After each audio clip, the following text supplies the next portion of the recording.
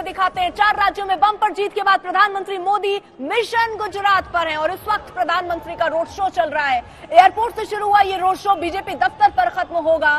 सड़क के दोनों ओर लोगों का भारी जमावड़ा दिख रहा है। 9 किलोमीटर तक 50 मंच बनाए गए हैं। प्रधानमंत्री शाम को सरपंच सम्मेलन में मौजूद रहेंगे जिसमें करीब 1.5 लाख लोग शामिल होंगे। 4 तस्वीरें मेगा रोड शो में देखिए किस तरीके से ये काफिला आगे बढ़ता हुआ नजर आ रहा है। समर्थकों का एक भारी हुजूम यहाँ पर उमड़ता हुआ नजर आ रहा है। स्वागत में कई जगहों पर बड़े बड़े पोस्टर प्रधानमंत्री नरेंद्र मोदी के स्वागत के लिए लगे हुए हैं। वही कार्यकर्ता इस वक्त बेहद उत्साहित जोश से भरे हुए। गोपी घांगर हमारे साथ हमारे सहयोगी इस वक्त जुड़ी हुई है, ग्राउंड पर वो मौजूद है। गोपी, कहां पहुंचा प्रधानमंत्री नरेंद्र मोदी का काफिला? बिल्कुल, मैं आपको बता दूं कि प्रधानमंत्री नरेंद्र मोदी का जो काफिला है वो इस वक्त भाट सर्कल से होता हुआ आगे कोबा सर्कल की ओर आगे बढ़ चुका है। यानी प्रधानमंत्री का काफिला जो है वो अब महज 5 किलोमीटर की ही जो दूरी है वो बची हुई है और जो कमलम है सर्कल वहां पे पहुंचेगा और वहीं पे प्रधानमंत्री का जो एक मीटिंग रखा गया है, जो बीजेपी का दफ्तर है कमलम, उसी में प्रधानमंत्री का ये मीटिंग है जिसमें संगठन के सारे लोग रहेंगे, सारे विधायक रहेंगे, साथ ही जो लोक सभा के जितने भी सांसद हैं वो सारे उसमें मौजूद रहेंगे और प्रधानमंत्री का ये एक मीटिंग होगा और जिसमें कई सारी चीजों पे प्रधानमंत्री के जरिए बात की जाएगी, खास करके जिसमें गुजरात में वाराणसी में जो जीत हुई है उसके बाद अब गुजरात में जीत किस तरीके से हासिल करनी है उसको लेकर भी रणनीति और कुछ जो विधायक है उनको सुझाव भी दिए जाएंगे। यानी कहीं ना कहीं प्रधानमंत्री की ये जो मीटिंग है इसे चुनाव की शुरुआत, यानी गुजरात में जो इस साल के अंत में चुनाव होने वाले हैं तो उसकी शुरुआत के तौर पर जरूर देखा जा रहा है। इसके बाद प्रधानमंत्री पहुंचेंगे और जहां पे सरपंच सम्मेलन होना है, सरपंच सम्मेलन में प्रधानमंत्री पहुंचेंगे। 1.5 लाख लोग रहेंगे लेकिन उसमें 14,000 से ज्यादा जो सरपंच है वो इसमें हिस्सा ले रहे हैं। यानी अभी से ही जो गांव तक लोगों को संदेश पहुंचाना है, विकास का संदेश हो या फिर केंद्र सरकार क्या काम कर रही है वो संदेश हो, ये सारी चीजें वहीं से पहुंचाई जाएगी। प्रधानमंत्री वहां पे अपना भाषण देंगे और उसके बाद प्रधानमंत्री की सोमनाथ ट्रस्ट की मीटिंग है जो राजभवन में होगी। सोमनाथ ट्रस्ट की ये जो मीटिंग है वो प्रधानमंत्री सोमनाथ ट्रस्ट के अध्यक्ष बनने के बाद पहली बार फिजिकल मीटिंग होगी। अब तक उनकी 3 से 4 मीटिंग हो चुकी है। ये सारी मीटिंग जो है वो डिजिटल मीटिंग हुई थी लेकिन ये पहली बार फिजिकल मीटिंग होने जा रही है। आज का यही शेड्यूल है और कल प्रधानमंत्री रक्षा शक्ति यूनिवर्सिटी में कॉन्वोकेशन में जाएंगे और शाम को खेल महाकुंभ के कार्यक्रम में जाएंगे।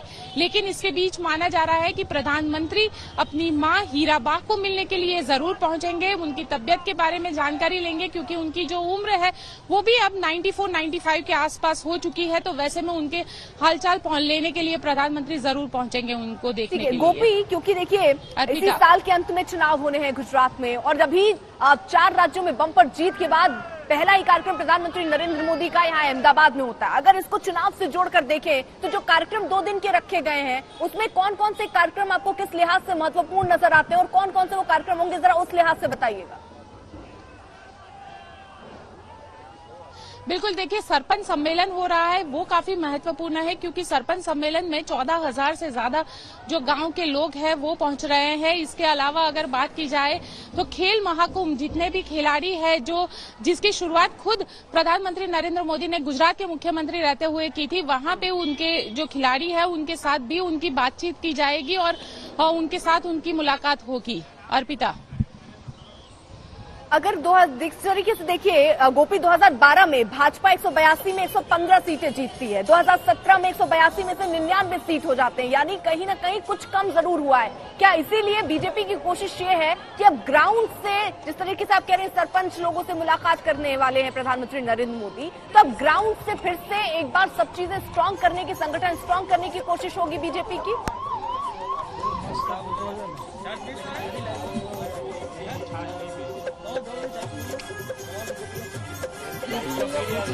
गोपी, थोड़ी घूटो मरी जाए तो गोपी से एक बार फिर से कनेक्ट करेंगे, लेकिन इस बीच जरा ये तस्वीरें आप देखिए। रोड शो की शुरुआत एयरपोर्ट से हुई, अब धीरे धीरे ये काफिला आगे बढ़ता हुआ, क्योंकि उसके बाद ताज सर्कल से निकलकर सरदार नगर, हंसोल सर्कल, भाट सर्कल, पोपरा सर्कल, कमलन और बीजेपी दफ्तर में ये जो काफिला है वहीं पर रुकेगा, थमेगा। उसके बाद कई कार्यक्रम प्रधानमंत्री नरेंद्र मोदी के रहने वाले 2 दिन का उनका गुजरात दौरा है, और उस गुजरात दौरे में कई कार्यक्रम प्रधानमंत्री नरेंद्र मोदी के आगे रहने वाले हैं। ऐसे में आप समझिए 4 राज्य जहां पर बम्पर जीत, एक तरीके से सरकार की वापसी भी हुई, उन जीत के बाद अब पहला कार्यक्रम अहमदाबाद में रखना, और उसके बाद यहां सरपंचों से मुलाकात हो या जो कार्यकर्ताओं से मुलाकात या उनको संबोधित करने का कार्यक्रम हो, वो सारे कार्यक्रम इस लिहाज से बहुत महत्वपूर्ण माने जा रहे हैं कि अब अगला टारगेट, अगला निशाना गुजरात, क्योंकि इसी साल के अंत में यहाँ चुनाव होने हैं। सीधे तौर पर ये जो टाइमिंग है उसी से जोड़कर इसको देखा जा रहा है। लेकिन प्रधानमंत्री नरेंद्र मोदी अपने गृह राज्य में मौजूद हैं, उन लोगों के बीच में मौजूद हैं जहां से गुजरात मॉडल की शुरुआत और एक विकास का एजेंडा यहीं से शुरू होकर अलग अलग, देखिए उत्तर प्रदेश से होता हुआ गोवा, मणिपुर, सब जगह वो विकास का एजेंडा बार बार बीजेपी याद दिलाती है। उसकी शुरुआत गुजरात मॉडल से ही की जाती रही है। 2014 में इसका काफी असर, और वो असर अभी तक बरकरार दिखता हुआ नजर आ रहा है। ये तस्वीरें जल्दी से आप नजर डालिए। समर्थकों का भारी हुजूम, 4 लाख लोग बताए जा रहे हैं वहां पर रोड शो में शामिल होने के लिए पहुंचे हैं। उनमें से कुछ स्थानीय लोग हैं, कुछ कार्यकर्ता जो बीजेपी के वहां पहुंचे हैं। वहीं बीजेपी दफ्तर में भी भव्य तैयारी की गई है, वहां कुछ सांस्कृतिक कार्यक्रम भी रखे गए हैं प्रधानमंत्री नरेंद्र मोदी के स्वागत के लिए। तो एक तरफ देखिए भारी जीत और सेलिब्रेशन, यानी उसको मनाने के लिए अपने गृह राज्य पहुंचे प्रधानमंत्री नरेंद्र मोदी, और यहां उनके कई कार्यक्रम होने वाले हैं। 2 दिन उनका गुजरात में दौरा होने वाला है। लेकिन 2012 से अगर 2017 में तुलनात्मक देखें तो भाजपा 182 में 115 सीटें जीती थी, कांग्रेस को 1 तिहाई 61 सीटें मिली थी, और 2017 में 182 सीटों में बीजेपी 99 पर और कांग्रेस 77। यानी यहाँ पर एक कुछ न कुछ एक दिख रहा था कि 99 सीटें, जिसको और ज्यादा, क्योंकि इस बार लक्ष्य 115 रखने की बात कही है बीजेपी ने, और इसी को करने के लिए देखिए आज चुनाव प्रचार एक तरीके से जो उत्तर प्रदेश, गोवा, मणिपुर यहाँ थम गया, रिजल्ट आ चुका है। लेकिन उसके बाद पहला कार्यक्रम अहमदाबाद का होता है प्रधानमंत्री नरेंद्र मोदी का। गोपी हमारे साथ मौजूद है। गोपी, 45 मिनट का ये तकरीबन कार्यक्रम रखा गया था रोड शो का। कितने किलोमीटर अभी और बचा है ये रोड शो, और उसके बाद बीजेपी दफ्तर कितनी देर में पहुंचने वाले हैं प्रधानमंत्री नरेंद्र मोदी? हाँ बिल्कुल, मैं आपको बता दूं अर्पिता, ये कार्यक्रम जो है वो अब भाट सर्कल से आगे कोबा सर्कल की ओर आगे बढ़ रहा है। लोगों का जो हुजूम है, इतनी बड़ी तादाद में जो लोग यहाँ पे पहुंचे हुए हैं, इसकी वजह से प्रधानमंत्री हर किसी का अभिवादन करते हुए आगे बढ़ रहे हैं। जो स्पीड है वो माना जा रहा था कि पहले वो थोड़ा सा स्पीड में चलेंगे, लेकिन जिस तरीके से लोग वहाँ पे उमड़े हुए हैं, प्रधानमंत्री के जो स्पीड है वो भी काफी स्लो इस वक्त वहाँ पे चल रहे हैं, और प्रधानमंत्री हर किसी का अभिवादन करते हुए आगे बढ़ रहे हैं। और फिलहाल प्रधानमंत्री जो भाट सर्कल है वहां से आगे बढ़कर कोबा सर्कल की ओर आगे जा रहे हैं। साथ ही अगर मैं आपसे कहूं कि वहां पे हजारों की तादाद में करीब 4 लाख लोग इस पूरे कार्यक्रम में जुड़ने वाले थे, और यही वजह है कि प्रधानमंत्री के साथ साथ जो मुख्यमंत्री है, मुख्यमंत्री भी उनके साथ है, साथ ही बीजेपी अध्यक्ष CR पाटिल भी उनके साथ है। हर किसी का अभिवादन करते हुए यहाँ से जा रहे हैं, क्योंकि कहीं ना कहीं वाराणसी, कहीं ना कहीं यूपी की जीत के साथ साथ प्रधानमंत्री जो है वो दूसरे 4 राज्यों की जीत और गुजरात, ये सारी चीजों को कनेक्ट कर रहे हैं, और उसी के साथ गुजरात में जो बीजेपी की जीत है उसको भी पक्का कर रहे हैं, क्योंकि 27 साल से गुजरात में बीजेपी यहाँ शासन कर रही है।